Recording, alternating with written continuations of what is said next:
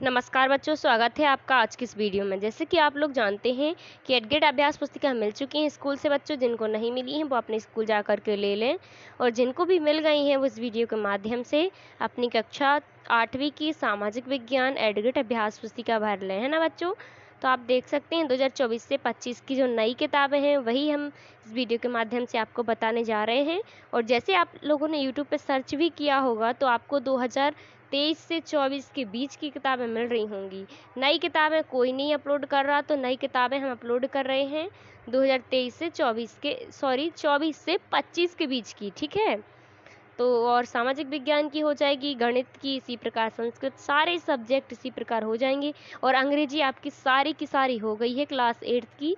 तो शिक्षा की दीक्षा जो चैनल है उसको सब्सक्राइब करें, उसकी प्लेलिस्ट में जाके देखें, आपको सारे वीडियोस मिल जाएंगे। वीडियो को लाइक करें बच्चों, बिना स्किप किए वीडियो को अंत तक ज़रूर देखें। हमें कमेंट करके अपनी प्रॉब्लम्स शेयर ज़रूर करें, जो भी है हम सबके कमेंट देखते हैं बच्चों, ठीक है। चलिए वीडियो को अपने दोस्तों के साथ शेयर करें। जैसे कि आप लोग देख सकते हैं कि इतिहास के सारे चैप्टर हो गए हैं, भूगोल की 1 और 2 हो चुके हैं इस वीडियो के माध्यम से। अध्याय 3 करना है जिसका नाम है कृषि। चलिए बच्चों इसका अध्याय 3 करते हैं। चलिए अध्याय 3 है कृषि, ठीक है बच्चों। तो इसका क्वेश्चन हो जाएगा, रेशम के कीटों का वाणिज्य पालन कहलाता है। सेरीकल्चर क्या कहलाता है? Sericulture correct answer.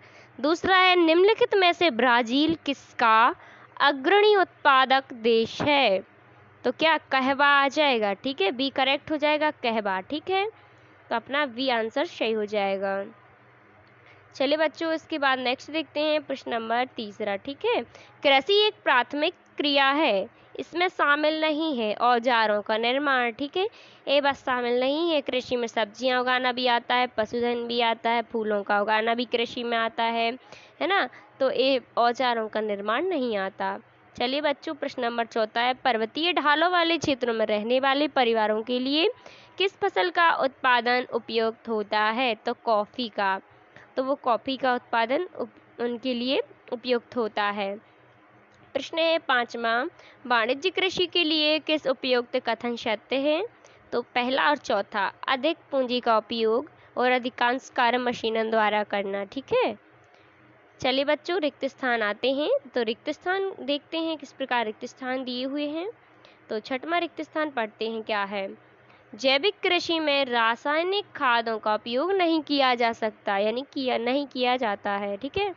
कपास सूती वस्त्र उद्योग के लिए एक महत्वपूर्ण कच्चा माल है। आधुनिक फॉर्म में किसान व्यवसायी की तरह कार्य करते हैं।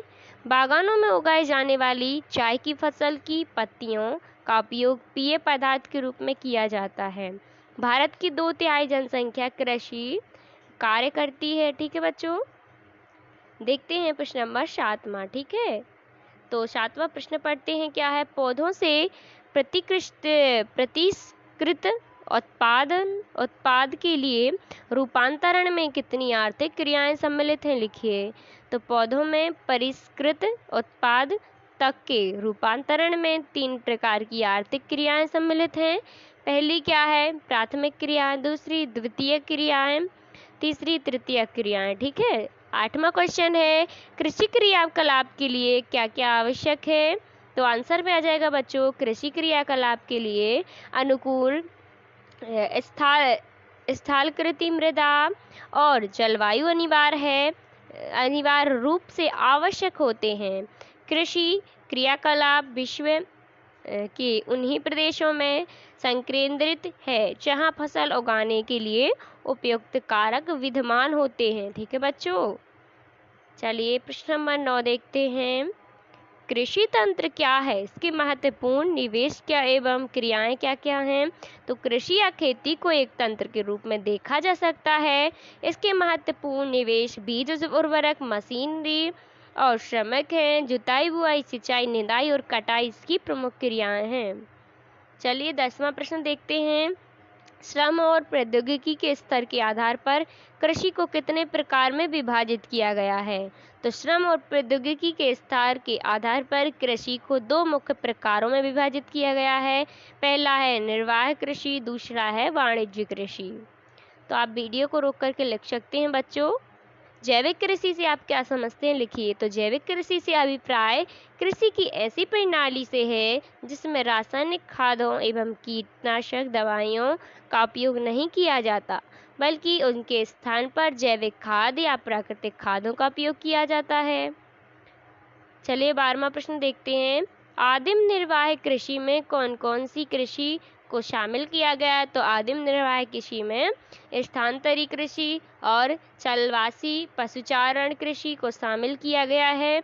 स्थानांतरी कृषि में वृक्षों को काटकर और जलाकर भूखंड साफ करने किया जाता है।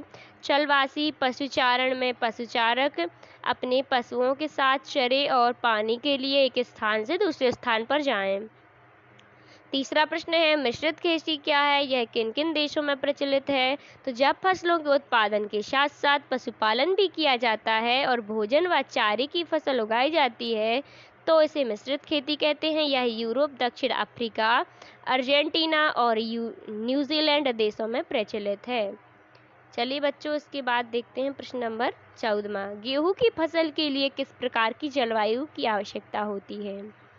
तो गेहूं शीतोष्ण कटिबंधीय पौधा है। गेहूं की फसल के लिए मध्यम तापमान एवं वर्षा और शस्य कर्तन फसल की कटाई के समय धूप की आवश्यकता होती है। गेहूं की उपज के लिए 50 सेंटीमीटर से लेकर 75 सेंटीमीटर तक वर्षा होनी चाहिए। वर्षा के अभाव की आपूर्ति सिंचाई के साधनों से की जाती है। गेहूं की अच्छी उपज के लिए समतल उपजाऊ विस्तृत मैदान उपयुक्त होते हैं।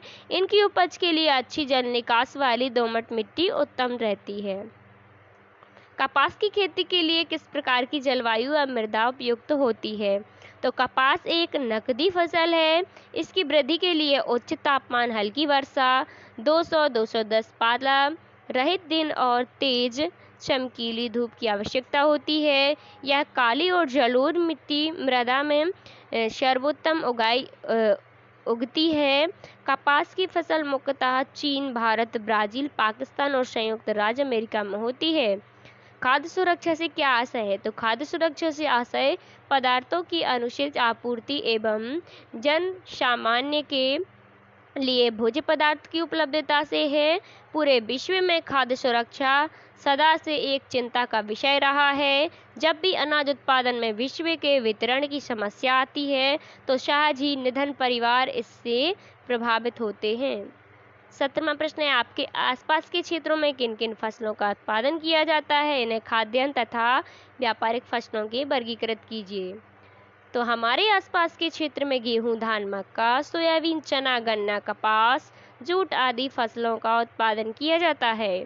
खाद्यान्न फसलों गेहूं, धान, मक्का, सोयाबीन आदि, व्यापारिक फसलें गन्ना, कपास, जूट आदि। ठीक है बच्चों, तो इसी प्रकार इस वीडियो के माध्यम से जो तीसरा अध्याय था भूगोल का वो भी कंप्लीट कर लिया है। तो वीडियो को लाइक करें बच्चों, चैनल को सब्सक्राइब करें, वीडियो को अभी अपने दोस्तों के साथ शेयर करें। मिलते हैं नेक्स्ट वीडियो में जो कि अपनी भूगोल की वीडियो रहेगी अध्याय 4 की। ठीक है, थैंक यू, धन्यवाद बच्चों।